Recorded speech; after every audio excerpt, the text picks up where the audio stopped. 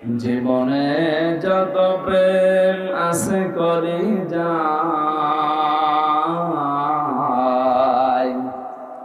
নবীজির তরে সবটুকু দিয়ে দেব তাই। বিনিময়ে শাফাত যদি তার পাই, বসে যাবে জীবনে যত ব্যথা ভার। বালাগাল মুলা বিকামালিহি কাশাফাত দুজা বিজামালিহি হাসনাত জামিউ খিসালিহি সাল্লু আলাইহি ওয়া আলিহি। আলহামদুলিল্লাহ, বগুড়া জেলার ধনুর থানার অন্তর্গত মহুয়াখালী কেন্দ্রীয় কবরস্থানের উন্নয়ন কল্পে 3 দিন ব্যাপী বাৎসরিক তাফসীরুল কোরআন মাহফিলের সমাপনী রজনীর সভাপতি, সামনে বসা মুসলমান ভাইরা, পর্দার আড়ালের সম্মানিতা মা এবং বোনেরা, প্রশাসনের ভাইরা, প্রাণপ্রিয় বগুড়াবাসী, জাহান্নামে কোনো মানুষকে আল্লাহ জান্নাতে প্রবেশ করাবেন না। আর জান্নাতে কোনো মানুষকে যদি আল্লাহ প্রবেশ করান, তাকে আল্লাহ আর বের করে দেবেন না। কি কথা বলেন না কেন? হযরত ইদ্রিস আলাইহিস সালামের জীবনী পড়েছিলাম। বাদরের নবী ছিলেন আল্লাহ। হযরত আজরাইল আলাইহিস সালাম একবার এসেছিলেন, ডাক দিয়ে বলে, আল্লাহর বান্দা, 2 নম্বরে আপনি আল্লাহর নবী, আপনি সৎ মানুষ, নেককার মানুষ। আল্লাহ রাব্বুল আলামিন ভালো মানুষ, নেককার মানুষ যারা, তাদের সাথে সম্পর্ক রাখার জন্য তাকিদ দিয়েছেন। ইয়া আইয়ুহাল্লাযীনা আমানু ইত্তাকুল্লাহা ওয়া কুনু মা'আস সাদিকিন। ওহে যারা ঈমানের দাবি করো, আমাকে ভয় করো। আর দুনিয়ায় যারা সত্যবাদী, এই মানুষগুলোর সাথে থাকো। কে বলছেন বলেন তো? নবীদের চাইতে সত্যবাদী দুনিয়া থেকে বাঁচে? এই জন্য আজরাইল সরাসরি এসে বলছেন, আমি এসেছি আপনার কাছে বন্ধুত্ব করব, আপনার সাথে আমি থাকতে চাই। হযরত ইদ্রিস নবীও শর্ত দিয়েছিলেন, আমি বন্ধুত্ব করতে রাজি আছি, কিন্তু আমি যার তার সাথে বন্ধুত্ব করি না। তুমি যখন আজরাইল নিজে ফেরেশতা এসেছো, আমি রাজি আছি। প্রথম শব্দ, আমি যার তার সাথে বন্ধুত্ব করি না। কেন? কারণ পৃথিবীর প্রতিটি জিনিসের প্রভাব আর একটা জায়গায় পড়ে। আপনি পচা পানি যদি এক জায়গায় রেখে দেন, ওখান থেকে আর কিছু না হোক দুর্গন্ধ আসবে। কি কথা বলেন? তা আপনি বন্ধুত্ব করার জন্য আসলেন, আপনার প্রভাব তো আমার উপরে আসবে। সবচাইতে বড় বিষয় দুনিয়াতে আলমার ও মান আহাব্বা, যার সাথে বন্ধুত্ব হবে কিয়ামতের দিন আল্লাহ তার সাথে তাকে তুলবে।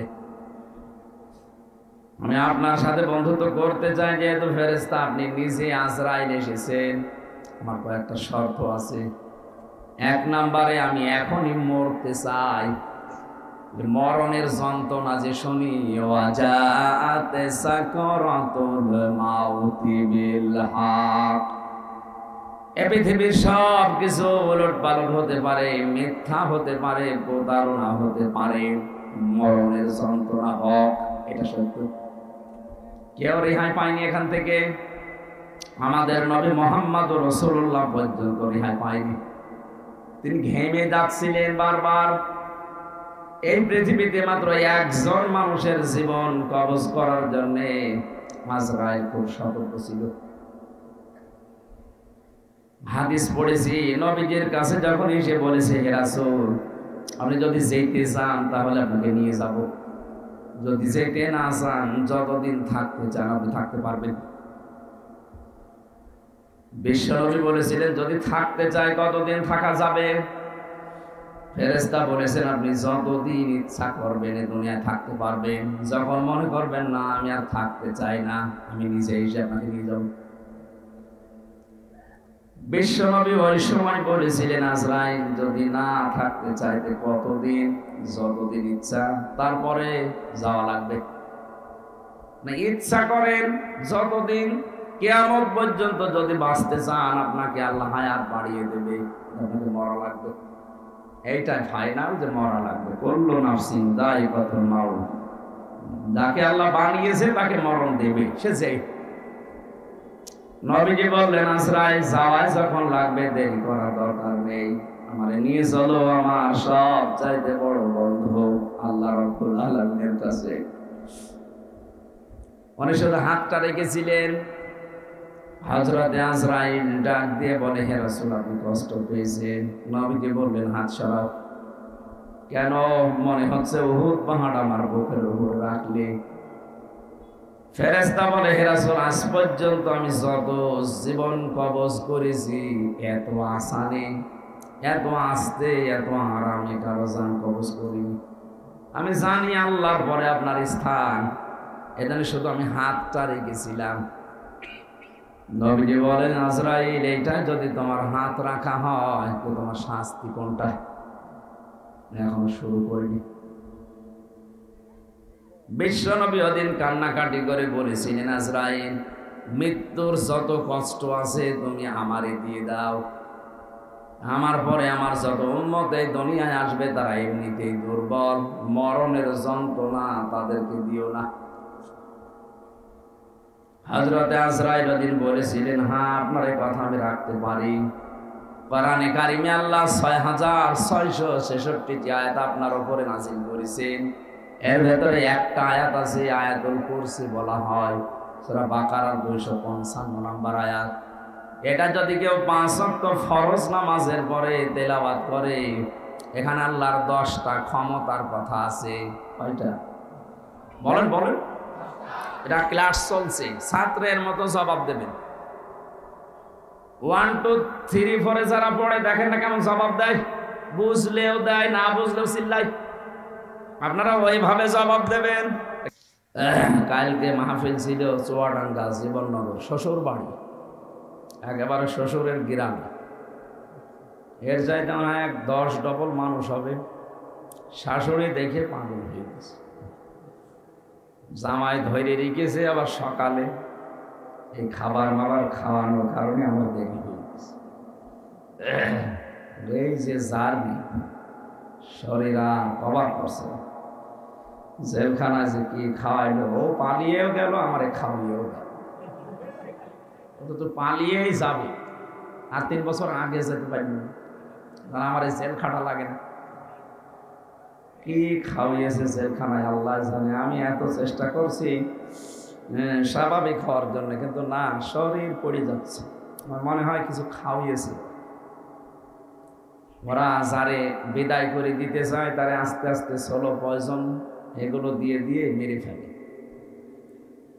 কোরআনের পাখি দেলাওয়ার হোসাইন সাইদি রহমতুল্লাহ আলাইহি, ওনারে সারা জীবন বিভিন্ন রকমের উল্টাপাল্টা জিনিস, সারা জীবন দেখতাম জেলের ভেতরে দুর্বল, উনি তো শক্ত মানুষ, দুর্বল করে ফেলেছিল।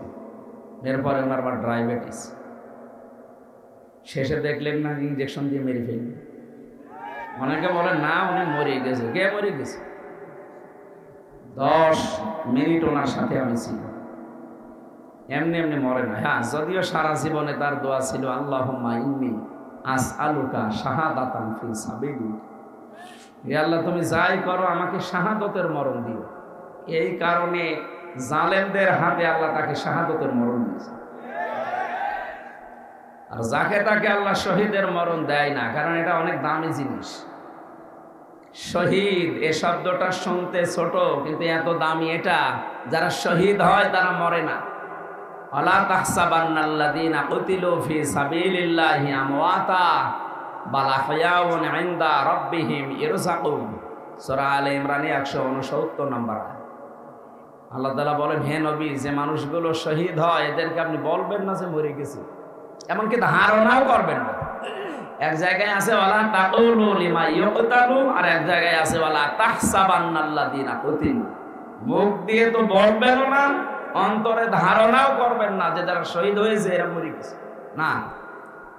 মরে গেছে তো ওই মানুষটা, যে মানুষটা জুলুম অত্যাচার নির্যাতনের মাস্টার মাইন্ড ছিল। এরা মরে যায়, কিন্তু শাহাদাতের মরণ পেলে মানুষ মরে না, এরা জীবিত থাকে এবং আল্লাহ নিজে তাদেরকে কুদরতের হাতে খাবার খাওয়ায়। সুবহানাল্লাহ। উনি যদি সত্যিই মারা যেতেন, এই যে আমার পাশে যারা মুরব্বী বসে আছে, এ মানুষগুলোর ঈমান অবশ্যই আছে। কিছু না থাক আল্লাহ একজন আসে, বিশ্বাস নেই। এখন যদি এই বিশ্বাসের উপরে মরে যায়, কবরে থাকবে, ঘুমিয়ে থাকবে, এতটুকু শেষ। এই কথা বলেন মানে, হ্যাঁ, এরপরে 5-7 মিনিট পরে প্রশ্ন করবে। যদি বলতে না পারেন, এই জায়গায় এসে কানের নিচে দেবে একটা ইয়াকে মারা এসেছে না। উনি যদি অবস্থায় ঈমান নিয়ে মারা যেতে পারে, কবরে শুয়ে থাকবে। মাম বাসনা মিম্মার কদিনা হাদা মা ওয়াদার রহমান ওয়া সাদাকাল মুরসালুন। কিয়ামতের যেদিন সিংহায় ফুৎকার দেওয়া হবে, ফাইদা নুফিখা ফিস-সূর, ওই ফুৎকারের সঙ্গে সঙ্গে উনি চোখ মুখ ডলতে ডলতে উঠবে আর ধমক দেবে, আমারে জাগালেন কেন? আমি তো ঘুমিয়েছিলাম। মনে হচ্ছে কেবল 8-10 মিনিট আগে ঘুমিয়েছে, অথচ কোটি কোটি বছরের জীবন থেকে আল্লাহ পার করে দিয়েছেন। ঘোষণা দেওয়া হবে, এইটাই সেই রহমানের ওয়াদার দিন, কিয়ামত কায়েম হয়ে গেছে, ওঠো। আপনি একটু সামনে দৃশ্যটা নিয়ে আসেন তো নিজের জীবনে, যে এরকম একটা সময় আমাদের সবার সামনে আসবে। কিয়ামতের ওই কঠিন ময়দান যেদিন কায়েম হয়ে যাবে, একটা ফুৎকারে আপনি উঠবেন, চোখ ডলতে ডলতে উঠে দেখবেন যে সবাই দৌড়াচ্ছে ময়দানে, হাসরের ময়দানের দিকে। ফাইদা নুফিখা ফিস-সূরি ফালা আনসাবা বাইনাহুম ইয়াওমাইযি ওয়ালা ইয়াতাসাআলুন। যেদিন ফুৎকারটা দেওয়া হবে, ওই দিনের পর থেকে আল্লাহ পাক কিয়ামত যখন বিচার শুরু করবেন, তখন পর্যন্ত কোনো সম্পর্ক আর থাকবে না। যত রকমের সম্পর্ক দুনিয়া আপনার ছিল, রক্তের বলেন, আত্মীয়তার বলেন, দলীয় বলেন, পৃথিবীর বিভিন্ন সম্পর্ক আমাদের সাথে আছে, এমনকি প্রেমিক প্রেমিকার সম্পর্ক থাকবে না। অনেকে দেখে মাথায় হাত দিয়ে বলে, আল্লাহর কসম করে বলো যে আমারে ভুলে যাবা না। কিসের ভুলে যাবা না?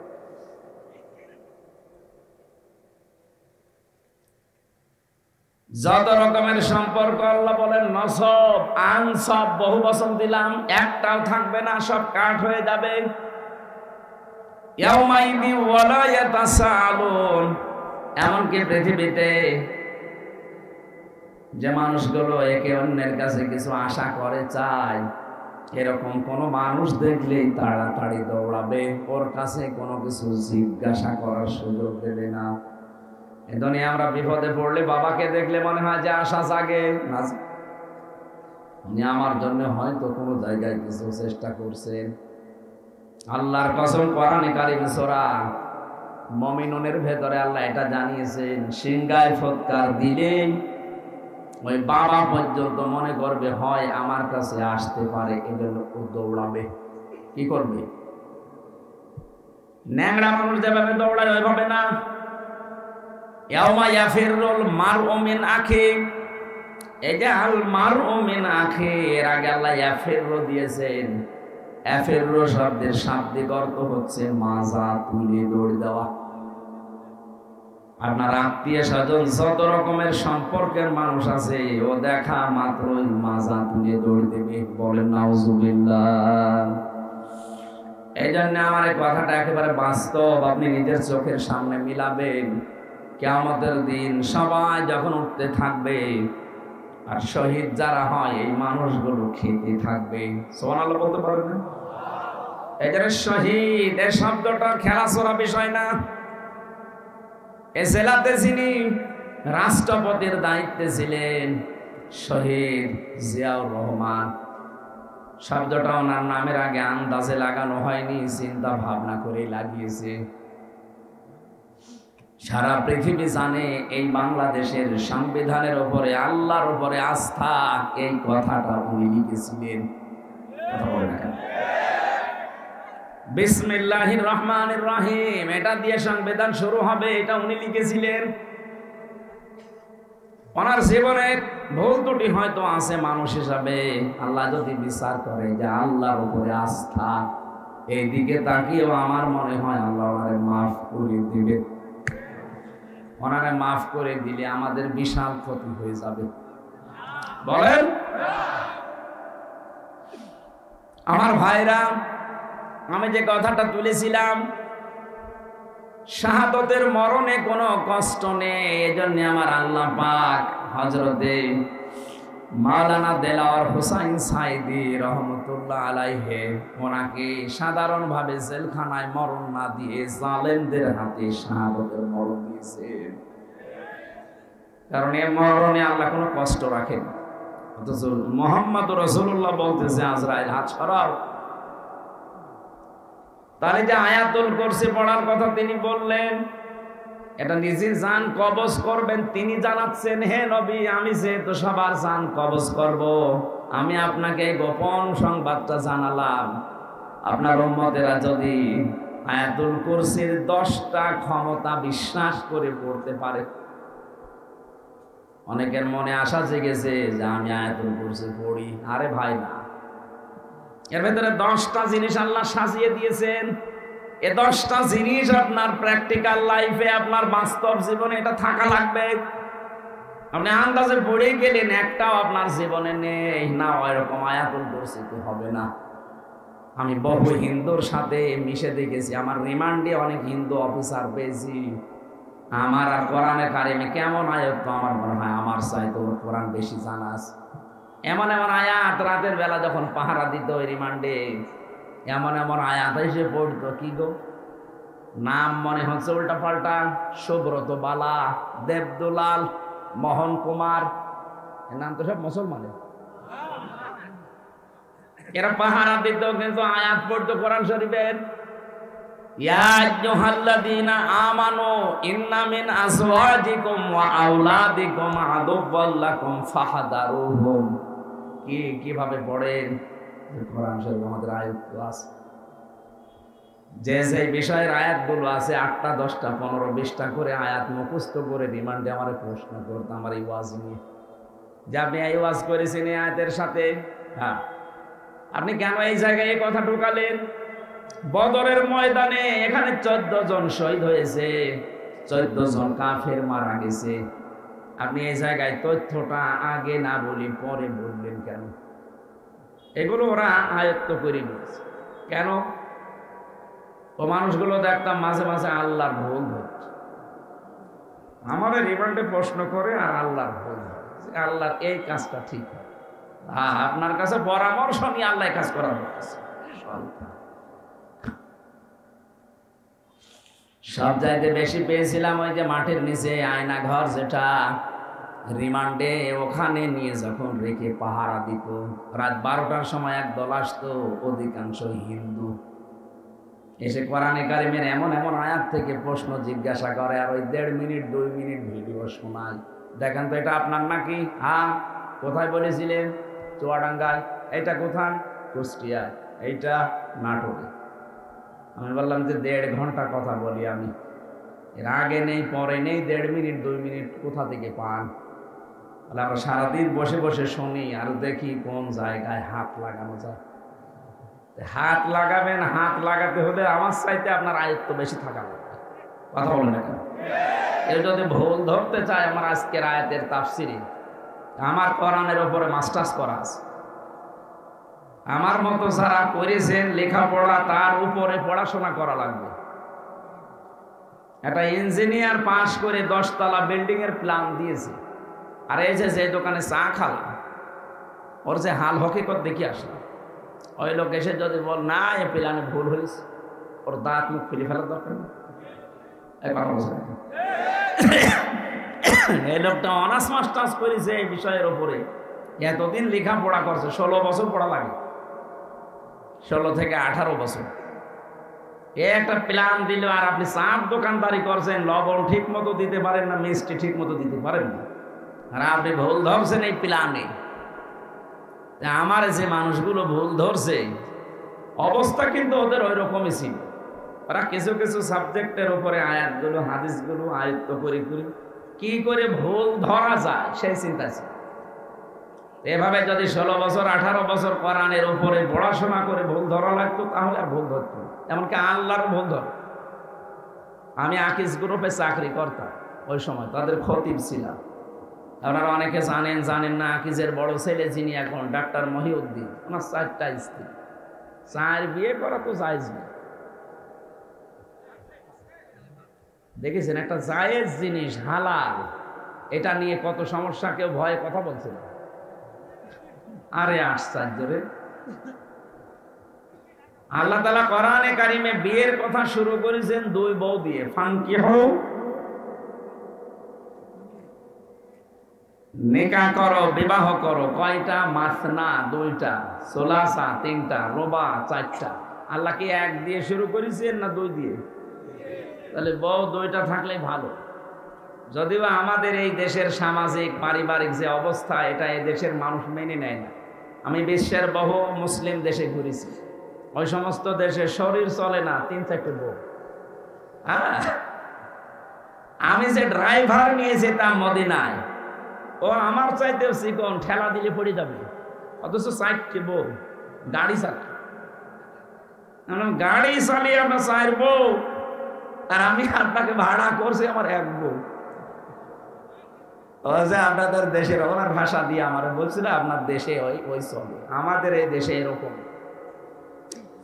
তা আমি ওনারে যে জিজ্ঞাসা করলাম যে ভাই আপনি একটা হিন্দু মানুষ, আপনি ভুল ধরলেন আমার স্যারের যে উনি 4 বিয়ে করেছে। উনি আমারে লজিক দিচ্ছে যে একটা পুরুষ মানুষ যদি 4টা বিয়ে করতে পারে, একটা মহিলা কেন 4 বিয়ে করতে পারবে না? মহিলা পারবে না কারণ এক মহিলার পেটে যদি সন্তান হবার পরে ডিএনএ টেস্ট করে, এইভাবে বলছে যে ডিএনএ টেস্ট করে দেখবে যে এটা কোনটার জিনিস, তাহলে সেটারে বাবা বলবে। এই তো যুক্তি ঠিক আছে, কিন্তু এই যে একটা জন্ম দিলে না 1 বাবার হয়, 4টা দিলে তো জারজ হয়ে যাবে। কোরআনে কারিমের যে আয়াতগুলো, ওরা আমাদের চাইতে, আমরা তো খালি পড়ছি, এই যে 10টা ক্ষমতার কথা বলছি এমনি না, আমরা পড়ছি ওই মানুষগুলো এই 10টা ক্ষমতা জেনে পড়তো কিন্তু বিশ্বাস করতো না। আল্লাহ যে সব কিছুর উপরে ক্ষমতা রাখে এটাও বিশ্বাস করে না, কিন্তু আল্লাহর ক্ষমতা আছে এটাও পড়ে। আল্লাহু লা ইলাহা ইল্লা হুয়াল হাইয়ুল কাইয়্যুম, তিনি চিরঞ্জীব, তিনি চিরস্থায়ী। লা তাখুযুহু সিনাতুন ওয়ালা নাওম, তিনি ঘুমান্ত না, ঘুমের ঝিমকিও তার আসে না। এ পর্যন্ত ওরা পড়ে, তো এর ভেতরে 4টা ক্ষমতার কথা অলরেডি চলে গেছে। সুবহানাল্লাহ বলতে পারেন না? কয়টা? এই যে পর্যন্ত পড়লাম, এর ভেতরে 4টা ক্ষমতার কথা আল্লাহর চলে গেছে। উনি চিরঞ্জীব, উনি চিরস্থায়ী। আজ কত মানুষের মারা যাওয়ার পরে চিরঞ্জীব লিখে দিচ্ছে, চিরঞ্জীব মুজিব, নাউজুবিল্লাহ। এই শব্দটা দুনিয়ায় কারো নামে লাগানো জায়েজ নেই। উনি কি মুজিবকে আর হাই ছিল যে চিরঞ্জীব হয়ে গেছে? একজন শুধু চিরঞ্জীব, যার কোনো মরণ নেই। কে বলেন তো? আরো জোরে বলেন। সুতরাং যারা বিভিন্ন জায়গায় এরকম মূর্তি বানিয়ে, ভাস্কর্য বানিয়ে লিখে দিয়েছেন চিরঞ্জীব মুজিব, এটা কোরআনে আয়াতুল কুরসির সাথে সাংঘর্ষিক। কেউ যদি বিশ্বাস করে লেখে, আপনার ঈমান চলে গেছে। এরপরে যে একটা একটা করে ক্ষমতার কথা আছে, আমি একটু টাচ দেই।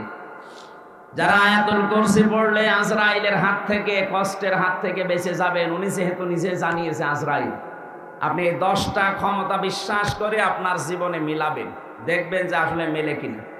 1 নম্বরে সব কিছুর উপরে ক্ষমতা কার? আরো জোরে। কিন্তু আমরা অনেকেই বিশ্বাস করি, বগুড়াতেও আছে, ক্ষমতার উৎস এরা বলে জনগণ। না, এটা আয়াতুল কুরসির সাথে যায় না। আপনি যদি এই বিশ্বাস করে থাকেন যে ক্ষমতার উৎস জনগণ, আর আপনি আয়াতুল কুরসি পড়েন, আপনার কথার সাথে আপনার বিশ্বাসের মিল নেই। এক কথা বললেন না কেন? আজরাইলের এই কষ্টের হাত থেকে আপনি বাঁচতে পারবেন? বলেন বলেন। আরে ভাই, আপনাকে আমি বাঁচাতে চাই, আপনারও কবরে যাওয়া লাগবে, আমারও ওই মরণের সামনে সামনে যন্ত্রণা আসতেছে। এটা তো আমি বানিয়ে বলছি না। সূরা নাহাল 14 নম্বর পারা 9 নম্বর পৃষ্ঠা 9 নম্বর লাইনের 32 নম্বর আয়াতের তাফসীর বাড়ি যে মিলাবেন। মরণের বিছানায় যখন আছাড় দিয়ে পড়বেন, আল্লাহ তাআলা বলেন, আল্লাযীনা তাতাওয়াফফাহুমুল মালাইকাতু তাইয়্যিবিনা ইয়াকুলুনা সালামুন আলাইকুম উদখুলুল জান্নাতা বিমা কুনতুম তা'মালুন। বলেন আল্লাহু আকবার। এখানে আলেম যারা আছে তাদেরকে বলছি, এবার এখানে কয়েকটা গুরুত্বপূর্ণ শব্দ আমি পড়লাম। 1 নম্বরে তাইয়্যিবিনা। আল্লাহ পাক বলেন, হামজা যখন বিছানায় পড়বে আছাড় দিয়ে মউতের ওই বিছানায়, ফেরেশতারা আগে আসবে। যদি তোমার জানটা পবিত্র হয়ে থাকে, যে তাইয়্যিবিনা, তাইয়্যিবিন মানে শুধু এই পোশাক আশাক পবিত্র না, শুধু শরীর পবিত্র না, তাইয়্যিবিন মানে চিন্তা চেতনা বিশ্বাস এগুলোর পবিত্রতা না। আপনি পবিত্র হতে হলে আপনার চিন্তা পরিষ্কার করা লাগবে, আপনার ভাবনা, আপনার বিশ্বাস, আপনার আকীদা, আপনার কর্মজীবন, আপনার ব্যবসা বাণিজ্য অর্থনীতি এগুলো পবিত্র করা লাগবে, পরিষ্কার করা লাগবে, সাফ করা লাগবে। অথচ আজ আমরা পোশাকের পবিত্রতার জন্য, শরীরের পবিত্রতার জন্য, সাফ করার জন্য যত ব্যস্ত, আমাদের বিশ্বাস এবং আকীদা পরিষ্কারের জন্য অত ব্যস্ত না। কথা বুঝতেছেন? আমি আস্তে আস্তে ডজ নিয়ে যাচ্ছি। যখন আপনি পড়ে যাবেন বিছানায়, আপনার বিশ্বাস, আপনার আকীদা, আপনার চিন্তা চেতনা যদি পরিষ্কার দেখে ফেরেশতারা, না এটা পবিত্র আছে, তখন বলবে সালামুন আলাইকুম, তোমাদের উপরে আল্লাহর শান্তি, উদখুলুল জান্নাহ, ওই যে জান্নাত দেখা যাচ্ছে, প্রবেশ করো। জোরে বলেন সুবহানাল্লাহ।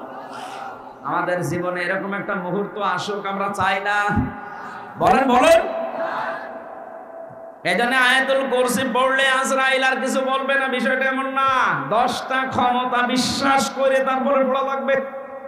আল্লাহ আমাদেরকে এইভাবে পড়ে আজরাইলের হাত থেকে বেঁচে যাওয়ার তৌফিক দেন, বলেন আমিন।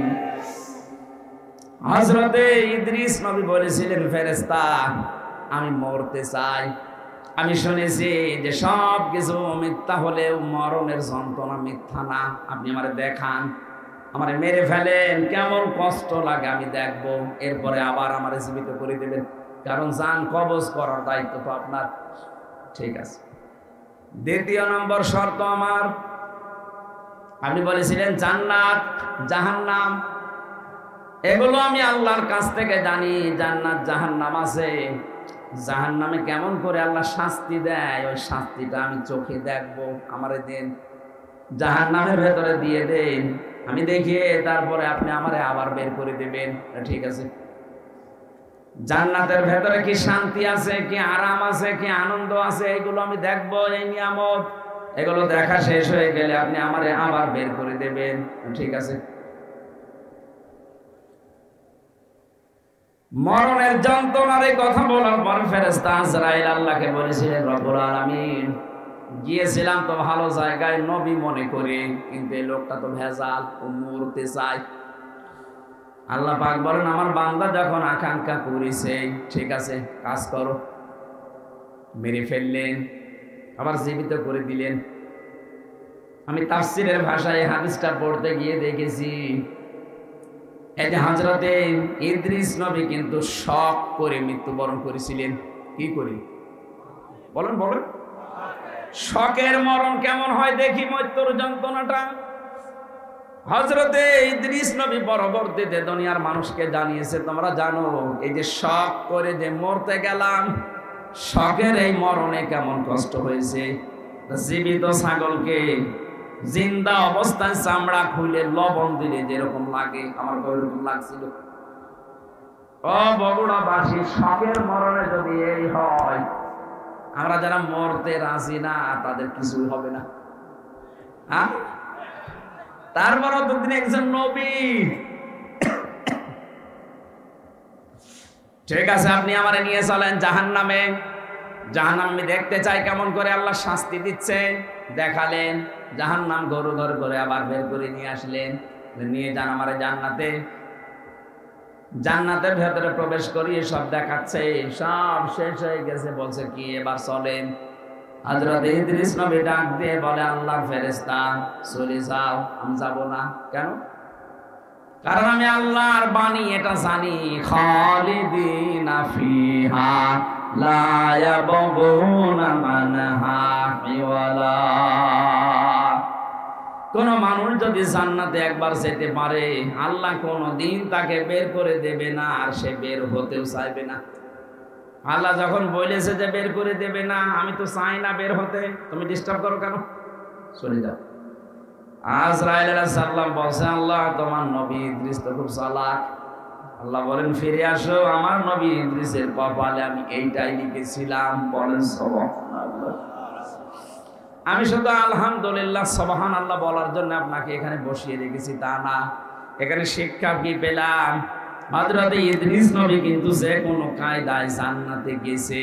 কথা বলে না, ওনাকে আল্লাহ বের করে দিয়েছে, আর উনি বের হতে চাচ্ছে। নবীজির কথা অনুযায়ী এটা যদি জান্নাতের বাগান হয়, বিশ্বাস আমাদের আছে না নেই? এখান থেকে আমার আল্লাহ আপনাকে বের করে দিচ্ছে, আপনি বের হয়ে যাবেন। এখন যেটা চলে যাবে মনে হবে জান্নাত ভালো লাগছে না, এবার চান চলে যাবে, ওই যে চলে যাচ্ছে না, আপনি জাহান্নামে যাবেন, জান্নাত ভালো লাগছে না, চলে যাবেন। যারা এই ময়দানে এসে সত্যি জান্নাত মনে করে আমরা বসে আছি, যদিও জান্নাতের ভেতরে এরকম পচা লাইট থাকবে না, এরকম লাইট থাকবে, কয়েকটা সামিয়ানা দিয়ে ঘিরে দেবে নাকি? হাদিস হচ্ছে যাকে সর্বনিম্ন জান্নাত দেওয়া হবে তামাম দুনিয়ার 10 দুনিয়ার সমান। আর যারা জমি জায়গা হয় না, খালি মানুষের আত্মসাৎ করে, তাদের কত জমি লাগবে, এরকম দুনিয়া 10টা বানিয়ে দেবে। জোরে বলেন আল্লাহু আকবার। এই জন্যে আল্লাহ রসুলের প্রতি যাদের বিশ্বাস আছে, এই দুনিয়া তাদের কাছে তুচ্ছ মনে হয়। আমরা হয়তো ওই পর্যায়ে পৌঁছাতে পারিনি, তাই যার হালকা পাতলাও পৌঁছিয়ে গেছে, শুধু বাংলাদেশ না তামাম দুনিয়াও তার কাছে মশার ঠ্যাঙের মতো মনে হয়। কারণ তামাম দুনিয়া না, এরকম 10টা দুনিয়া আল্লাহ তার ইমানের কারণে তাকে জান্নাতে দান করবেন। আল্লাহ যেন আমাদের এরকম একটা পরিবেশ দেন। বলেন আমিন। দরুদ আর সালাম পাঠ করার মাধ্যমে আমরা কোরআনে কারিমের একটা আয়াত পড়েছি, সূরা নিসা। কোন সূরা? আজকের আলোচনার বিষয় হচ্ছে অধিকার। এই জিনিস থেকে আমরা প্রায় 53 বছরই কম বেশি বঞ্চিত আছি। অধিকার থেকে আমরা বঞ্চিত না? হযরত মুআজ ইবনে জাবাল রাদিয়াল্লাহু তাআলা আনহু ইয়ামেনের গভর্নর হয়ে তাকে যখন আল্লাহর নবী পাঠাচ্ছিলেন, ডাক দিয়ে বললেন, মুআজ, আল্লাহর উপরে তোমার যে অধিকার, তোমার উপরে যে আল্লাহর অধিকার তুমি কি জানো? বলছে না, আপনি ভালো জানেন। নবীজি বললেন, তোমার উপরে আল্লাহর হক হচ্ছে তুমি আল্লাহর একনিষ্ঠভাবে গোলামি করবে, ইবাদত করবে। আর আল্লাহ পাক তোমার উপরে, তোমার আল্লাহর উপরে হক হচ্ছে আল্লাহ পাক দয়া করে তোমারে মাফ করে জান্নাতে দিয়ে দেবে। এজন্য আমার উপরে আল্লাহর কিছু হক আছে। মাওলানা আব্দুল বারী সাহেব বলল, হয়তো আমি একটু আঁচ পেয়েছিলাম, একটু ঘুমিয়েছিলাম, যখন উঠলাম দেখলাম এই আয়াতগুলো পড়ছিল। বাবার স্ফলিঙ্গ দিয়ে দ্রুত গতিতে যে পানিটা বের হয়ে যায়, না পাক পানি দিয়ে মায়ের রেহেমের ভেতরে আল্লাহ পাক মানুষকে আস্তে আস্তে তৈরি করতে থাকেন। সুম্মা খালাকনান নুতফাতা আলাকাতান ফাখালাকনাল আলাকাতা মুদগাতান ফাখালাকনাল মুদগাতা ইযামা ফাকাসাউনাল ইযামা লাহমা। জোরে বলেন সুবহানাল্লাহ। আল্লাহ পাক বলেন, এই যে নুতফা, মুদগা, আলাক আস্তে আস্তে করে রূপান্তর করে 40 দিনে 40 দিনে 40 দিনে। আলাক শব্দের শাব্দিক অর্থ হচ্ছে যোগ। কি বললাম? এই যে পানির নিচে যেগুলো থাকে মানুষের শরীরের সাথে লেগে যায়, মায়ের জরায়ের ভেতরে দেওয়ালের সাথে ঠিক 40 দিন আমরা এইভাবে জোকের মতো ঝুলেছিলাম। এখান থেকে আস্তে আস্তে চর্বি, চামড়া, গোশত এগুলো দিয়ে দিয়ে আমার আল্লাহ মানুষ বানিয়েছেন। রক্তের প্রবাহমান ধারা তৈরি করেছেন শরীরের ভেতরে, একটা আলাদা আকৃতি দিয়েছেন আমাদেরকে তিনি নিজে। এই যে ফেরেশতাদের দেখতে পাচ্ছেন এই বডিটা, এটা ফেরেশতারা বানিয়েছে। আর এই যে আকৃতি যেটা মুখ, এর ভেতরে আল্লাহ 5টা ইন্দ্রিয় শক্তি দিয়ে আল্লাহ নিজে বানিয়েছেন। বলেন সুবহানাল্লাহ। এই মাথার ভেতরে জিনিস আছে কয়টা? বলেন বলেন। চিন্তা আসে কোন জায়গা থেকে? মাথা থেকে। বলেন না কেন? শোনেন আপনি কি দিয়ে? কান দিয়ে। কথা বলেন, নিঃশ্বাস নিচ্ছেন, দেখছেন আপনি চোখ দিয়ে। 5টা ইন্দ্রিয় শক্তি গুরুত্বপূর্ণ, এগুলো সব এই মাথা কেন্দ্রিক। আল্লাহ জানেন নিজে এটা তার হাত দিয়ে বানিয়েছেন। লাকাদ খালাকনাল ইনসানা ফি আহসানি তাকওয়িম। অবশ্যই আমি সব চাইতে সুন্দর আকৃতি দিয়ে বানিয়েছি মানুষকে। কে বলছেন? আরো জোরে বলেন। এত সুন্দর করে আমি মানুষ বানালাম। পৃথিবীর একটাই সৃষ্টি, এই যে কাবা শরীফ, যদিও কালো গিলাপ দিয়ে ঢেকে রাখা আছে। দুনিয়ায় কত কিছু তো কালো দেখি আমরা। এই যে ভ্রমর কালো, কোন মানুষ একবার ভ্রমর দেখে আর একবার তাকাতে মনে বলে আমি পাইনি। কথা বলছেন না? পেঁচা, বাদর, চামচিকা, এরা নিজেরা তো কালো, আবার কালো জিনিসেরা ভালোবাসে, অন্ধকার। এই জন্য এদের যা চেহারা, এদের একবার দেখলে আর একবার দেখতে মন চায় না। কাবা শরীফও কালো, একটা এমন একটা আকর্ষণ আল্লাহ ওর ভেতরে দিয়েছে, যতবার তাকাবেন মনে হয় আর একবার তাকায়। নবীজি জানিয়েছেন পৃথিবীর 2টা জায়গা আছে যেখানে তাকিয়ে থাকলে সওয়াব হয়। একটা কাবা শরীফ, আর একটা আপনার মা আর বাবা। জোরে বলেন সুবহানাল্লাহ। মায়ের দিকে, বাবার দিকে কেউ যদি মহব্বতের নজরে তাকিয়ে থাকে, একটা নফল হজের সওয়াব হয়ে যায়। সাহাবী বললেন, হে নবী, আমি যদি 100 বার তাকাই? বিশ্ব নবী বলেন, মা বাবার দিকে 100 বারও যদি কেউ তাকায়, 100 বারই নফল হজের সওয়াব হবে। অথচ কয়েকদিন আগে যে রংপুরের নীলফামারী, কিশোরগঞ্জ একটা থানা আছে, ওখানে যেয়ে দেখলাম বৃদ্ধাশ্রমে এই লাইনে আর এই লাইনে কত মা বাবা বসে চোখের পানিগুলো ফেলছে। এদের চোখের দিকে তাকালে আমি বুঝতে পেরেছি এরা সন্তানের জন্য বরদোয়া করছে।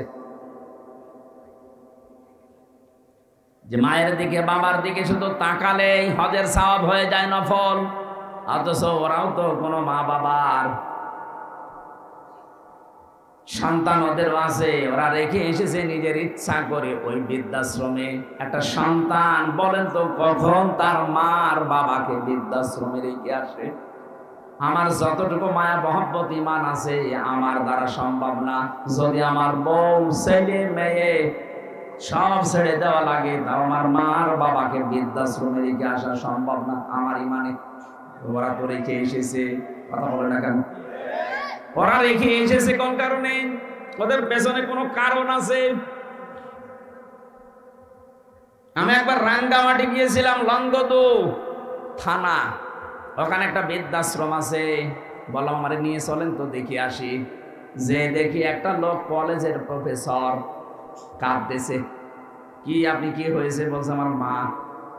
আর মায়ের কাছে একটু দাঁড়ালাম, দেখি কি বলে। মৃত্যু সজ্জায় ডাক দিয়ে বলছে, ওই আমার সন্তান, আমি যখন মারা যাব, আমার মাথার উপরে যে ফ্যান ঘুরছে, এই ফ্যানটা তুই পাল্টিয়ে দিবি, নতুন ফ্যান লাগিয়ে দিবি আমি মরে গেলে।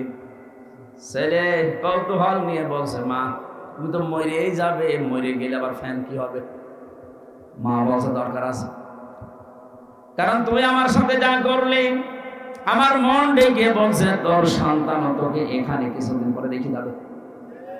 কথা বলে না কেন? এটা গতকালকে পেপারে এসেছে, ঢাকা বিশ্ববিদ্যালয়ের একজন অধ্যাপক, 2টা ছেলে, একটা মেয়ে, একটা আমেরিকায় থাকে, একটা লন্ডনে থাকে, আর একটা অস্ট্রেলিয়ায় থাকে। 3 জনই প্রতিষ্ঠিত। ওর বউ মারা গেছে, ওই 3 ভাই বোন মিলে সিদ্ধান্ত নিয়ে বাবাকে রেখে গেছে বৃদ্ধাশ্রমে।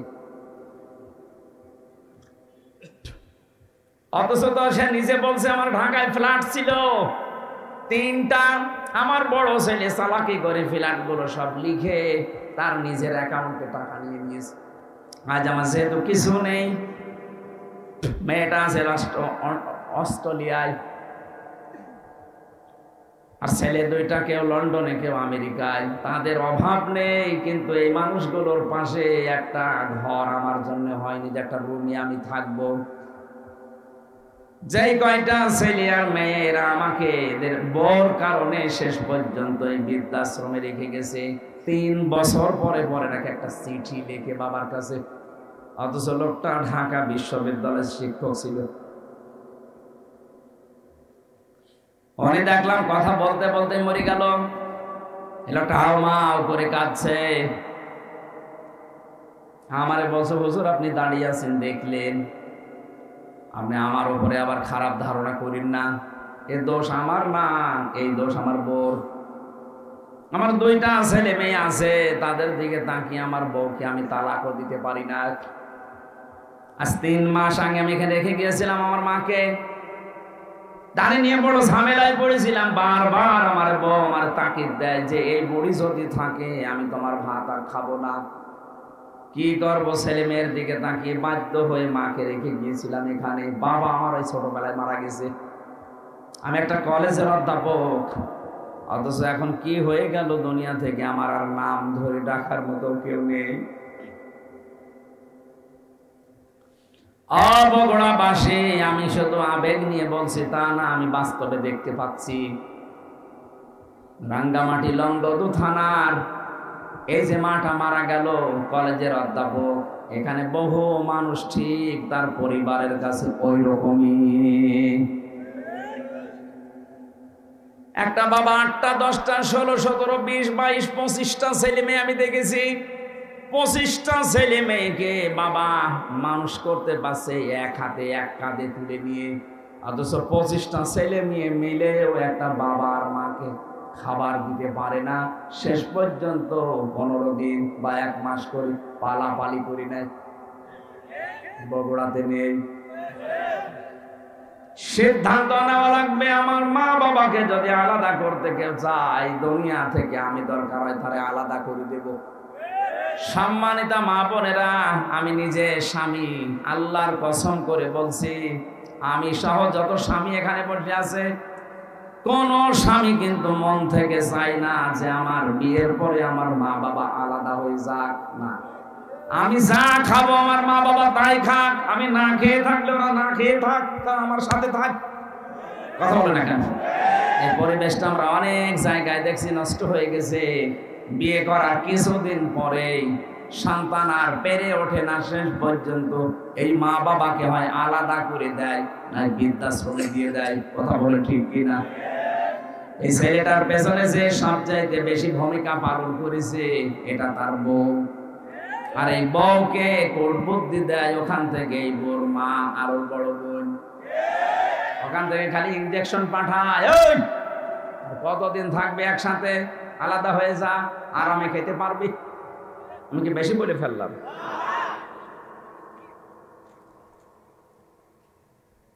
আল্লাহ রাব্বুল আলামিন বলেন, এত কষ্ট স্বীকার করে করে তোর মা তোকে পেটে বহন করে চামড়া গোশত চর্বি দিয়ে যখন একটা আকৃতি তোকে বানিয়ে দিলাম, এই মানুষটাকে আমি আল্লাহ আস্তে করে মায়ের পেট থেকে বের করে নিয়ে আসলাম। আল্লাহু আখরাজাকুম মিন বুতুনি উম্মাহাতিকুম, মায়ের পেট থেকে আস্তে করে বের করার দায়িত্ব আমার।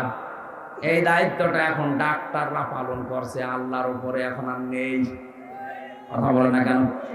আজ 100টার প্রায় 95টা সিজার ছাড়া হচ্ছে না।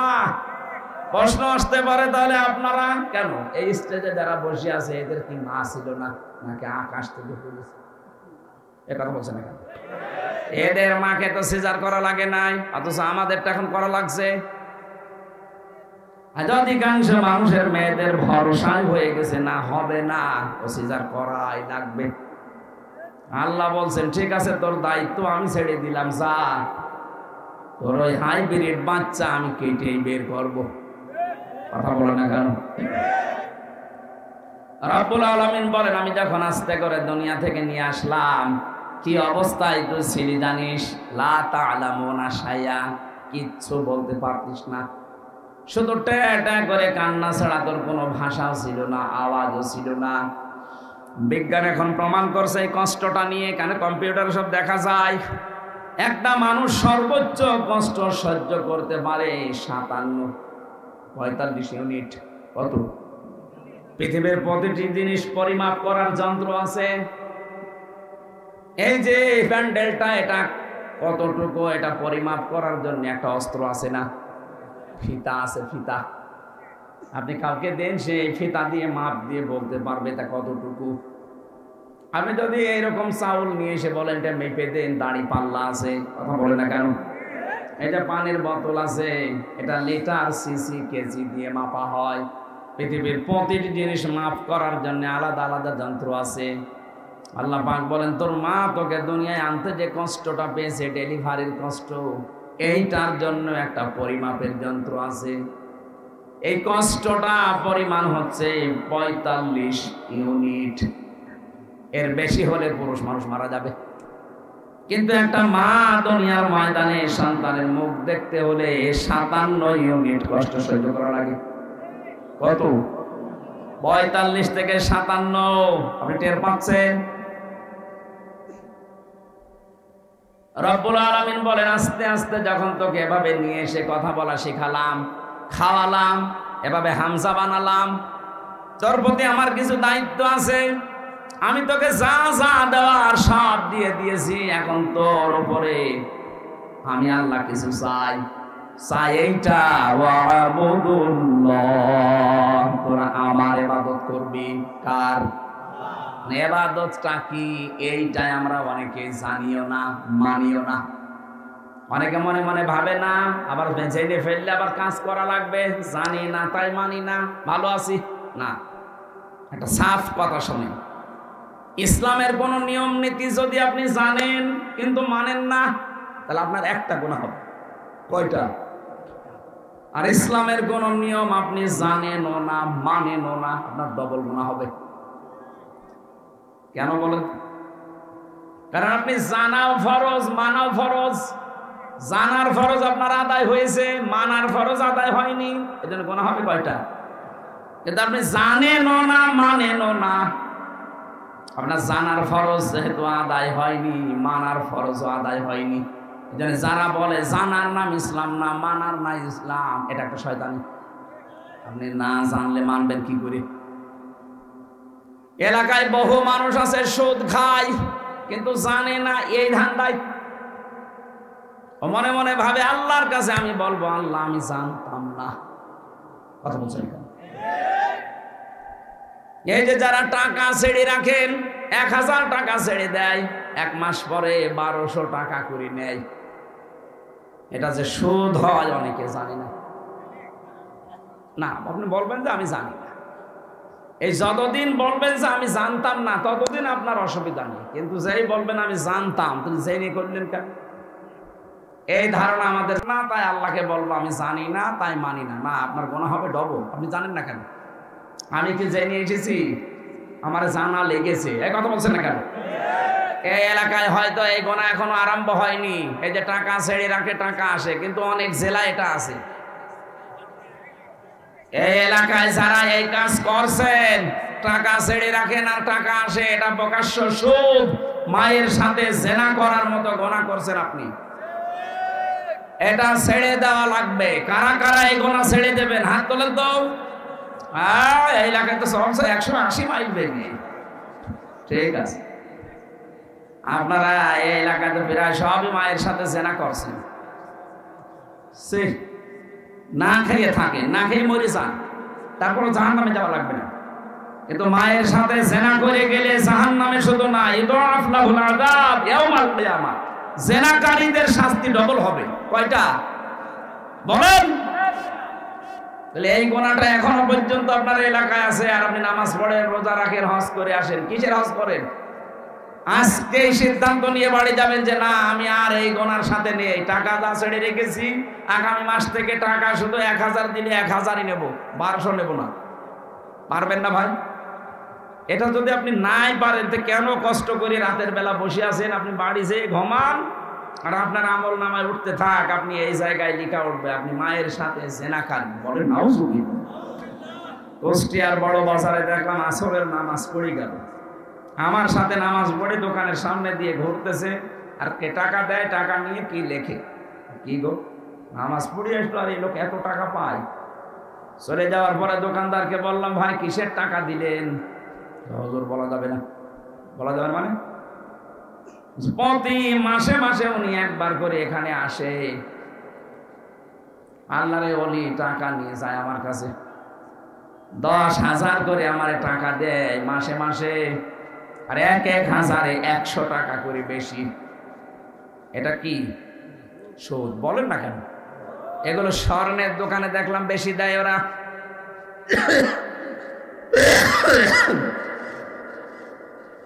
অনেকে চালাকি করে মনে করে গোনা যদি হয় ও টাকা এমন কায়দায় নামে নামে ছেড়ে দেবো যেন আমার নামে গোনা লিখা না হয়। অনেকে বউর নামে টাকা ছাড়ে, জাহান্নামে যদি যায় বউ যাবে। না ভাই, চালাকি করবেন না। আমি বলছি আপনি জানতেন না তাই মানতেন না, এ কথার কোনো ভিত্তি নেই। জানেন না কেন? এটা আপনার অপরাধ। এটা কি বলেন বলেন? আপনার উপরে আল্লাহর হক এইটা যে নেই থেকে আপনাকে আব্দুল বারি আল্লাহ বানিয়েছে। আপনার প্রতি আল্লাহর কিছু হক আছে।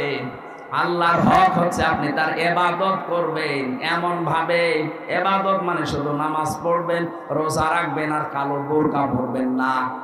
এই যে কথা বলছি, এই কথাটাও ইবাদত। এই কথা বলেন না কেন? যে মানুষের সাথে দেখা হলে হাসি মুখে কথা বলা, এটাও কি? বলেন বলেন। সালাম দেয় যারা 90টা নেকি পায়, তারা প্রথমে জবাব দেয় যারা, এই মানুষটা নেকি পাবে 10টা। এবার আমার প্রশ্ন, সালাম দেওয়া সুন্নাত আর জবাব দেওয়া ওয়াজিব, ওয়াজিবের দাম বেশি না সুন্নাতের? এই জায়গাটা পুরা উল্টানো।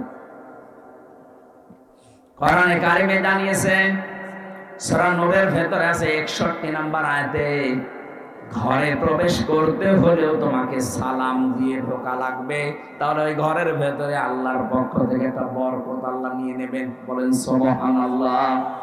এখানে বহু আল্লাহ ভক্ত মানুষ, নামাজ রোজা করা মানুষ, কিন্তু এইটার বেলায় দেখা যায় লজ্জা পায়, বাড়িতে ঢোকার আগে স্ত্রীকে ছেলে মেয়েকে সালাম দিতে চায় না। এরকম মানুষ নেই?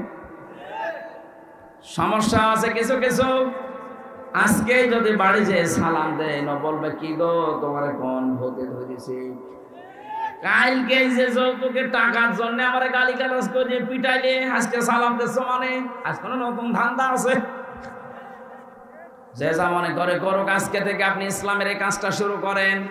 নবীজি জানিয়েছেন যদি 25 বার করে দিনের ভেতরে সন্তানকে, স্ত্রীকে, পরিচিত মানুষ অপরিচিত মানুষ যদি সালাম দিতে পারেন 25 বার, কয়বার?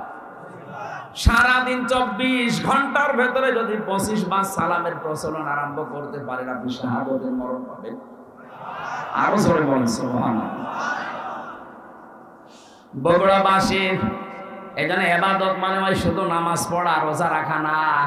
আপনি কথা থেকে শুরু করে একেবারে সংসার চালাবেন কি করে, সবটাই ইবাদত। বলেন বলেন। আমি এবার আলেমদেরকে বলছি, এই আপনারা এটা ভালো করে শুনুন। 2 নম্বরে আয়াতে ছিল ওয়ালা তুশরিকু বিহি শাইআ, তোমরা আল্লাহর সাথে শিরিক করবা না। কি করবা না? শিরিক কি? আল্লাহ যেটা পারে ওইটা অন্য কেউ পারে, এই বিশ্বাস করার নাম শিরিক। আর এই শিরিক যারা করে তারা মুশরিক। কথা বলছেন এ পর্যন্ত বুঝেছেন কিনা বলেন? আমি ক্লাস নিচ্ছি না, এটা ক্লাস চলছে। আল্লাহর সাথে যারা শিরিক করেন, আল্লাহ বলেন আমি যেটা পারি ওইটা অন্য কেউ পারে। ছেলে মেয়ে দিতে পারে কে? এটা কোন পীর সাহেব পারে, কোন কবরে শুয়ে আছে এই লোক পারে। এই বিশ্বাস অনেকে মহিলা করে না। বলেন বলেন। এই যে স্থান গড়ে যে কত মানুষ সন্তান চাচ্ছে, ওই গাছের সাথে দেখবেন বড় বড় ঢেলা ঝুলিয়ে রেখেছে, পাথর ইট। কি গো, এখানে পাথর ঝুলিয়ে রাখবেন। এগুলো সব চাইতে বাগেরহাটের খান জাহানের দরবারে বেশি বড় বড় পাথর ঝুলিয়ে রাখে। ওকে যেন কে বুদ্ধি দিয়েছে, ওই পাথর যখন ঝুলবে পেটের ভেতরে সন্তান এসে দোল খাবে, দৌলে দৌলে। সে কেউ বিশ্বাস করে করুক আর অবিশ্বাস করুক, কারো কাছে শুনে জেনেই করছে। যেন আমি এক কথাই বলছি, এটা রেকর্ড হচ্ছে। আল্লাহ যেটা পারে ওইটা অন্য কেউ পারে, এই বিশ্বাস করার নাম শিরিক। আর শিরিক যারা করে তারা আরো জোরে বলেন মুশরিক হয়ে যাবেন। এই যে সূরা নিসার আয়াত পড়লাম, এর ভেতরে 5টা আয়াত আনকমন আছে। নবীজি বলেন, এই 5টা আয়াত পেয়ে আমি এত খুশি হয়েছি, তামাম দুনিয়া দিয়ে দিলেও আমি এত খুশি হতাম না। তার ভেতরে এইটা, ইন্নাল্লাহা লা ইয়াগফিরু আইয়ুশরাকা বিহি ওয়া ইয়াগফিরু মা দুনা যালিকা লিমান ইয়াশা। এ পৃথিবীর সব গুনাহ আল্লাহ ইচ্ছা করলে মাফ করে দিতে পারেন, কিন্তু শিরিক করলে তার মাফ নেই। কে বলছেন? আরো জোরে বলেন। এবার আসেন আমি একটা একটা করে দিচ্ছি। সন্তানের ক্ষেত্রে বুঝলাম আল্লাহ বাদে কারো এখানে হাত, আরো জোরে। ক্ষমতায় দিতে পারে আল্লাহ ছাড়া অন্য কেউ। এত যারা বলে জনগণ তাদের ঈমান আছে, ঈমান আছে কিন্তু শিরকপূর্ণ ঈমান। আর শিরকপূর্ণ ঈমান থাকলে আল্লাহ তাকে মাফ। বগুড়াবাসী সত্যি করে বলছে, আল্লাহর কসম আপনাকে আমি ভালোবাসি, আপনি ভুল পথে আছেন। এই দেশে যারা এই বিশ্বাস করে না তারা বিপদে ছিল এতদিন। যারা বলতো না ক্ষমতার উৎস আল্লাহ, তাদের নিবন্ধনও বাতিল করে দিয়েছিল, তাদের নিষিদ্ধ করেছিল। এখন বলছে না কেন? যারা বলতো না ক্ষমতার উৎস জনগণ, তারা ঠিক ছিল। আর ভাই আপনি তো জাহান্নামে যাচ্ছিলেন। এদেরকে ব্যান্ড করার পরও এরা মানে নাই, বলছে না ক্ষমতার উৎস জনগণ, মানি না তো মানি না। আল্লাহ ঠিক যেন 5 দিন পরে তাদের পুরাটা উল্টিয়ে দিয়েছে। কারণ ওই জালেমরা হাত দিয়েছে জামাত ইসলামের গায়ে না, ওরা হাত দিয়েছে সরাসরি একেবারে আল্লাহর গায়ে। আল্লাহু আকবার, আল্লাহু।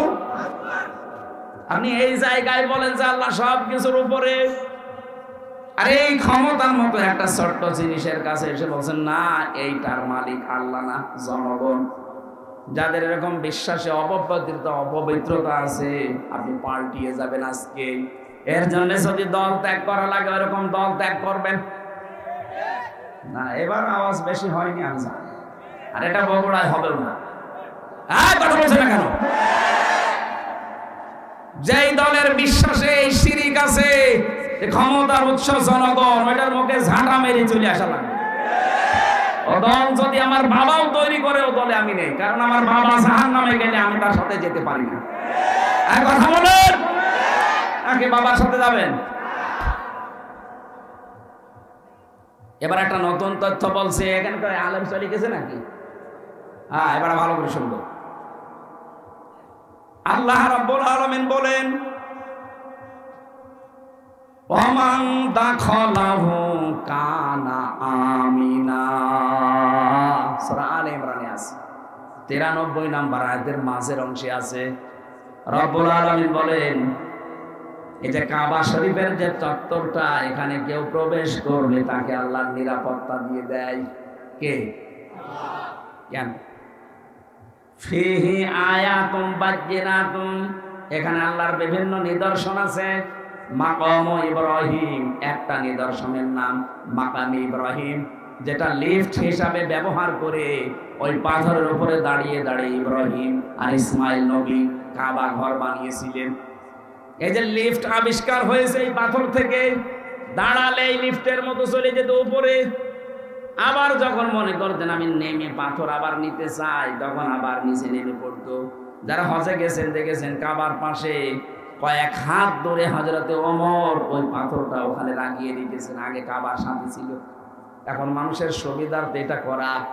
আল্লাহ পাক বলেন এই চত্বরের ভেতরে আল্লাহর বহু নিদর্শন আছে। তার এক নাম্বার নিদর্শন, ইন্না আউওয়ালা বাইতিন উযিআ লিন-নাস লাল্লাযী বিবাক্কাতা মুবারাকাও ওয়া হুদাল লিল-আলামিন।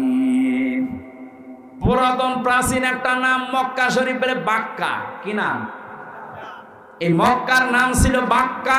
এই বাক্কায় পৃথিবীর প্রথম ঘর আল্লাহ প্রতিস্থাপন করে দিয়েছেন, তার নাম কাবা। নাম কি? এই ৭৫-এর ভেতরে কেউ গেলে তাকে নিরাপত্তা দিয়ে দেয়, শান্তি স্বস্তি, সে নিরাপদ হয়ে যায়। কে? আরো জোরে বলেন। আমি কেন এটা বলছি বারবার বলেন তো? আমি এটা বোঝাতে চাই, কাবা শরীফের চত্বরটা আল্লাহ এমন নিরাপদ বানিয়ে দিয়েছেন, অথচ ওই এরিয়ার বাইরে গেলে অনেক উল্টাপাল্টা কাজ চলছে, রাহানাজানি চলছে, ছিনতাই চলছে, মারামারি চলছে, রক্তপাত চলছে, ধোঁকাবাজি চলছে। কিন্তু কাবার চত্বরের ভেতরে কোনো মারামারি রক্তপাত বলেন বলেন এমনকি কেউ বাবার হত্যাকারীও যদি দেখে কাবার চত্বরের ভেতরে, না, নরম হয়ে যায়, বলে না এখানে মারা যাবে না, বাইরে চলেন। তারপর এই যে বারবার আমি কথাটা তুলছি এই কারণে, এখানে যেহেতু আল্লাহর বিধান মতো মানুষ চলছে, এই কারণে জায়গাটা পরিপূর্ণ নিরাপত্তা দিয়ে বেষ্টন করা। থাকার দিকে কাবার এই চত্বরটা বিধান চলে কার? এজন্য জায়গাটা নিরাপত্তা দিয়েছেন কে?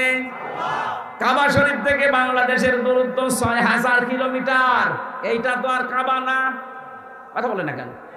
তাহলে এই ৫৬,০০০ বর্গ মাইলের বাংলাদেশ যদি কেউ নিরাপত্তা চাদর দিয়ে ঢেকে রাখতে চায়, এখানেও চিন্তায় হবে না, এখানেও রক্তপাত হবে না, এখানেও ধোঁকাবাজি হবে না। ওখানে যেমন আল্লাহর বিধান কায়েম করার মাধ্যমে আল্লাহ নিরাপত্তা দিয়েছেন, এই ৫৬,০০০ বর্গ মাইলে আল্লাহর বিধানটা কায়েম করে দেন, সেই কাবা শরীফের মতো হয়ে যাবে। এটা আমি বানালাম না, সূরা আনামের ৮২ নম্বর আয়াতে এই তথ্যটা আছে, আল্লাযীনা আমানু ওয়া লাম ইয়ালবিসু ঈমানাহুম বিযুলমিন উলাইকা লাহুমুল আমন। আল্লাহ পাক বলেন এই যে মানুষগুলো এইভাবে আল্লাহর কুদরতি আঙ্গুল এই বগুড়া ধনুটের দিকে তাকিয়ে বলছে, এই যে এই মানুষগুলো আল্লাহর পক্ষ থেকে নিরাপত্তা পাওয়ার হকদার। কারা? যারা তাদের ঈমানের সাথে শিরিক মিশ্রণ করে না। এখানে জুলুম মানে শিরিক। তাহলে আমরা বাংলাদেশকে যদি কাবার মতো নিরাপত্তা দিতে চাই, এই ৫৬,০০০ বর্গ মাইলে বসবাস করে যদি আমরা নিশ্চিন্তায় থাকতে চাই, আমাদের চুরি ডাকাতি ছিনতাইয়ের রক্তপাতের হত্যার কোনো ভয় থাকবে না, আয়না ঘরের কোনো অস্তিত্ব থাকবে না, তাহলে এই দেশে যারা আছি শিরিক মুক্ত জীবন গঠন করা লাগবে, বলা লাগবে। শিরিক কি? এই আয়াতের দ্বিতীয় শব্দ এটা, আ'বুদুল্লাহ ওয়া লা তুশরিকু বিহি শাইআ। আল্লাহর ইবাদত করবার, শিরিক করবা না। শিরিক এবার আমি পেয়েছি তাফসিরে, শিরিক বিল যাত, শিরিক বিল সিফাত, শিরিক বিল ইখতিয়ারাত, শিরিক বিল হুকুক। এই ৪ প্রকারগুলো আবার শ্রেণী বিভাগ করে করে ৮ প্রকার, ১২ প্রকার, ২২ প্রকার, ৪২ প্রকার, ৭২ প্রকার, ১২০ প্রকার পর্যন্ত শিরিক আছে। সবগুলো আমি নোট করেছি। এক একটা বিষয়ের উপরে এত কথা আল্লাহ লুকিয়ে রেখেছে, যত গবেষণা করবেন তাফসীর আকারে তত বের হবে। জোরে বলেন আল্লাহু আকবার। এই জন্যই তাফসীর করতে গেলে এরকম সময় লাগে। এখন শিরিক শব্দ নিয়ে যদি এত বেশি, ইবাদতের ব্যাখ্যা ছিল ৯টা, শিরিকের ব্যাখ্যা আছে ২৭টা। এটা প্রকার হিসাবে ভাগ করা যায় ১২০ প্রকার, ১২০ শ্রেণীতে। এতগুলো শিরিক থেকে যদি সত্যি আমরা মুক্ত হতে পারি, দেশের মানুষ, আমরা তো চেষ্টা চালাচ্ছি। আমাদের বিশ্বাসে শিরিক থাকবে না, আমাদের আকীদায় শিরিক থাকবে না, আমাদের সমাজে শিরিক থাকবে না, আমাদের সংসদে শিরিক থাকবে না। সংসদে একটা শিরিক ছিল, আল্লামা দেলাওয়ার হোসেন সাঈদী রহমাতুল্লাহ আলাইহি ওটা তুলে দিয়েছেন। এই যে মাথা নিচু করে ঢোকা লাগতো, মুসলমানের মাথা শুধু নিচু হবে কার সামনে? স্পিকারের সামনে এভাবে যাওয়া লাগতো, আগে মাথা নিচু করে। উনি বলেছে না, মুসলমানের এই দেশে এই শিরিক চলতে দেওয়া যায় না, সিস্টেম করে ওটা বাদ দিয়ে দিয়েছে। এখন আর ওইভাবে যাওয়া লাগে না। কিন্তু 15.5 বছরের দিকে তাকান, এই দেশটা যেন মানুষ মুশরিক হয়ে যায়। ওই দাদা বাবুদের মতো ওরা সর্বাত্মক চেষ্টা চালাচ্ছিল। কোথাকার কোন বাবার ছবি বিভিন্ন প্রতিষ্ঠানে টাঙিয়ে টাঙিয়ে সম্মানের জায়গায় রেখে দিয়েছে। ছেলে মেয়েরা এইভাবে করে করে পূজা করতো, আমি নিজে দেখেছি। একটা জাতিকে মুশরিক বানাতে পারলে তাকে অনিয়ন্ত্রিত করে ফেলা যায়। আজকে ভারত বাংলার বিভিন্ন পাহাড় অঞ্চলগুলো অস্থিতিশীল করে রাখতে চায়, ওদের একটা গোপন ষড়যন্ত্র আছে। আজকে একটা ভিডিও ফাঁস হয়েছে। ওরা বাংলার বিভিন্ন প্রান্তগুলো, বিশেষ করে চট্টগ্রামের পার্বত্য অঞ্চল, এগুলো মাঝে মাঝে যুদ্ধ লাগিয়ে রাখে, মাঝে মাঝে অশান্তি তৈরি করে রাখে, অস্থিতিশীল করে রাখে। কারণ ওদের একটা উদ্দেশ্য আছে, ওরা নাকি ওটা ভাগ করে ম্যাপ তৈরি করে মায়ানমারের কিছু অংশ আর চট্টগ্রামের কিছু অংশ কয়েকটা জেলা নিয়ে আলাদা একটা খ্রিস্টান রাষ্ট্রের ঘোষণা দেবে। এই দুর্বিসন্ধি চলছে। আমি এটা এত মানুষের সামনে বলা ঠিক না, এটা গোপন বিষয়। এগুলো চালাচ্ছে আমেরিকা এবং ইহুদি ছাড়া।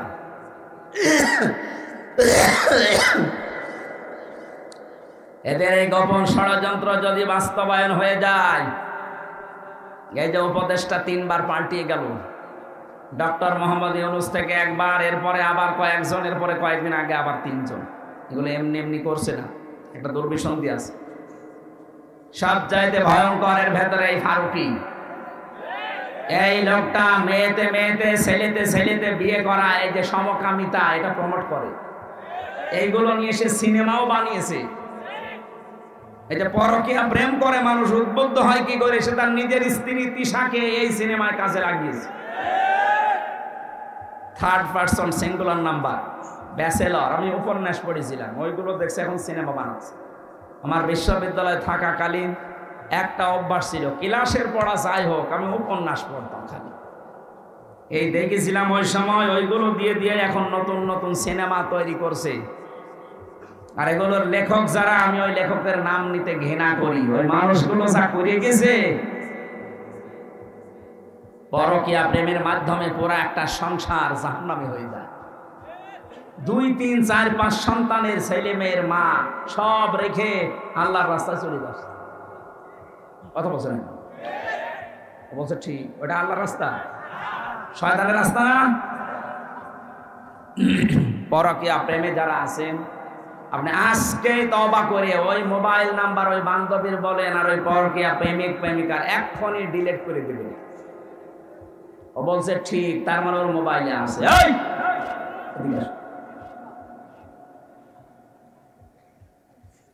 আয়াতের দ্বিতীয় কথা ছিল, রব্বুল আলামিন বলেন, হে পৃথিবীর মানুষেরা, ওয়াল জারি বিল কুরবা ওয়াল জারিল জুনুবি ওয়াস সাহিবি বিল জামবি ওয়াবনিস সাবিল। পৃথিবীর ময়দানে যারা আত্মীয় স্বজন আছে, প্রতিবেশী হোক আর অনাত্মীয়, তাদের সাথে মিলমিশ করে চলবা, ভালো ব্যবহার করবা।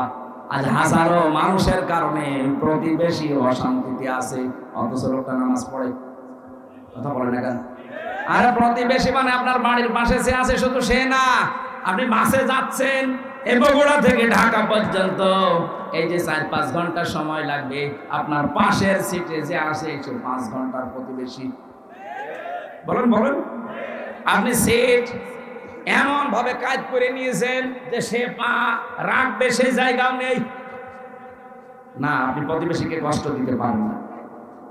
এত বেশি কথা জিবরাইল নবীকে প্রতিবেশী সম্পর্কে শোনাতেন। নবীজি বলেন, আমার মনে হচ্ছিল আমার জমি জায়গার ভাগ, এই মিরাস, এইটাও নাকি প্রতিবেশীকে দেওয়া লাগতে পারে নাকি। আবার বলেন তো, এত গুরুত্ব স্যার তাদের সাথে আজ আমাদের সম্পর্ক দা কুমড়ার। এগুলো টাউনে তো আরো বেশি, গ্রামেও আছে। মুরগিতে ধান খেয়েছে, এই নিয়ে প্রতিবেশীর সাথে গন্ডগোল। বলেন বলেন, আমা মালাকাত আইমানুকুম, সাবধান, নিজেরা অধীনস্থ যারা আছে তাদের সাথে খারাপ ব্যবহার করবা না। নবীজির জীবনের শেষ কথা 2টা, তিনি বলেছিলেন আসসালাত আসসালাত, আমা মালাকাত আইমানুকুম আসসালাত। উম্মতেরা আমি তোমাদের রেখে গেলাম, যাই করবা করবা, নামাজ ছাড়বা না। আর অধীনস্থ যারা আছে, কাজের লোক, মেয়ে ছেলে যাই বলে তাদের সাথে ভালো ব্যবহার করবা। নবীজির জীবনের শেষ কথা এইটা। আল্লাহ আমাদেরকে আয়াতটা বাস্তব জীবনে মেনে নেওয়ার তৌফিক দেন, বলেন আমিন। আল্লাহুম্মা আমিন। লা ইলাহা ইল্লা আনতা সুবহানাকা ইন্নী কুনতু মিনাজ জালিমিন। ও মাবুদ, আমার কণ্ঠে ব্যথা করছে, চাতক পাখির মতো তোমার বান্দা শুনছে। আমরা কোরআনে কারিমের আয়াত থেকে যতটুকু শিক্ষা পেয়েছি, বাস্তবে আমল করার তৌফিক দাও। শিরক মুক্ত বাংলাদেশ, জুলুম মুক্ত বাংলাদেশ গঠনের মাধ্যমে এটাও তুমি কাবার চত্বরের মতো নিরাপত্তা দিয়ে ঢেকে দাও। এ মাহফিলের আয়োজন করতে গিয়ে যারা শ্রম দিল, এই যুবকগুলোকে কবুল করো। যত মানুষের সাথে ইনভলভ আছে, আল্লাহ এদেরকে ওমরের মতো বানিয়ে দাও। সম্মানিত মা বোনদেরকে কবুল করো। রব্বুল আলামিন বহু কষ্ট স্বীকার করছে আজকের এই অনুষ্ঠানের জন্য যারা মা বোনেরা সহ প্রত্যেককে তুমি তার স্ব জায়গায় পুরস্কার দিয়ে দাও। মাওলানা আব্দুল বারী রশিদি আমার বড় ভাইকে কবুল করো, তার সন্তান দুইটাকে মঞ্জুর করো। মাওলানা হোসাইন তার বাবাকে হারিয়েছে, মাফ করে দাও। আল্লাহ তাআলা জালেমের জিন্দাখানায় 3টা বছর আমি বন্দী ছিলাম, আমি অসুস্থ হয়ে পড়েছি, আমার শরীরটা তুমি আগের অবস্থায় স্বাভাবিক করে দাও। এলাকায় মাঠের নিচে যারাই ঘুমিয়ে আছে, কবরগুলো জান্নাতুল ফেরদাউস বানাও। আল্লাহ তাআলা কোন জালেম যেন কিয়ামতের আগে বাংলার চেয়ারে বসতে না পারে সেই ব্যবস্থা করে দাও। যারা দায়িত্বে আছে তাদেরকে সততা দাও, তাদের ভেতরে তাদের কলিজায় জাহান্নামের ভয় তুমি ঢুকিয়ে দাও। রব্বুল আলামিন, আমি আবার বলছি, আমার কণ্ঠটা তুমি ছেড়ে দাও। বারাকাল্লাহু লানা ওয়া লাকুম ফিল কোরআনিল আযীম। মরণ যখনই আসবেন, একবার হলেও যেন আমাদের এই জবানে জারি হয়ে যায়, লা ইলাহা ইল্লাল্লাহু মুহাম্মাদুর রাসূলুল্লাহ।